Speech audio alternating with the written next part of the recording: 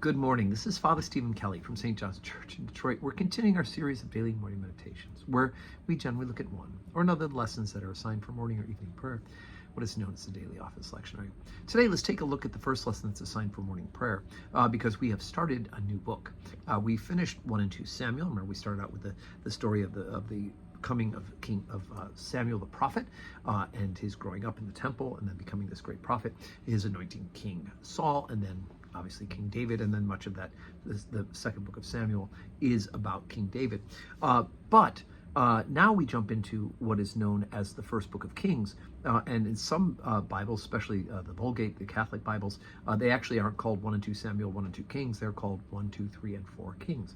So, but anyway, so First Kings kind of picks up at the end of the life of King David. And the first 11 chapters have to do with his successor, his son, King Solomon, and his struggle to keep the throne, all the good that he did, as well as the things that he had to struggle with, and then the dividing of the kingdom between Israel and Judah. So anyway, so we're at 1 Kings chapter 2, beginning at verse number 1. Now the days of David drew nigh that he should die, and he charged Solomon his son, saying, I go the way of all the earth. Be thou strong, therefore, and show thyself a man. And keep the charge of the Lord thy God, to walk in his ways, to keep his statutes and his commandments and his judgments and his testimonies, as it is written in the law of Moses, that thou mayest prosper in all that thou doest, and whithersoever thou turnest thyself. That the Lord may continue his word which he spake concerning me, saying, If thy children take heed to their way, to walk before me in truth with all their heart and with all their soul, there shall not fail thee, he said, a man on the throne of Israel. So David slept with his fathers and was buried in the city of David. And the days that David reigned over Israel were 40 years. 7 years reigned he in Hebron, and 33 years reigned he in Jerusalem. Then sat Solomon upon the throne of David his father, and his kingdom was established greatly. Okay, so there's actually a little jump in there. We jump from verse 4 to verse number 10. You can go ahead and read the filler in between the two of those. So we have the end of David, and of course David gives the charge, the great charge to his son Solomon. Look, do what God tells you. Right? Just break it down to simple language.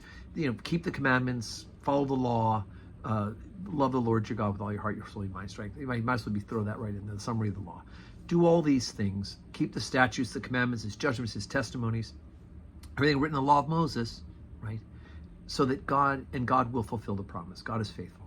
The promise is that there will be an heir that will sit on the throne in perpetuity. Now, David could not understand that ultimately the end of that throne, the person on the throne forever, would be from his seed, Jesus Christ, right? Through Mary, the matrilineal marriage to Joseph, the seed goes from David, as we have in the genealogies, all the way down to Jesus Christ himself, who took his flesh from Mary, but in fact is also the second person of the Holy Trinity, God himself.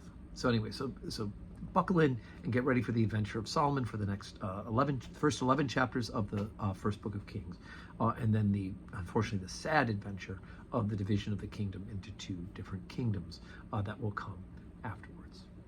So today is Thursday, and so we do have our 9 o'clock Holy Communion service. Only 2 more weeks of the 9 o'clock service left, and then we'll go back to the later time in the morning when we get to October. So 9 o'clock Holy Communion on today, Thursday, and then 4 p.m. evening prayer. I hope you can join us in person. If not, right here where you're watching this morning meditation on the live stream.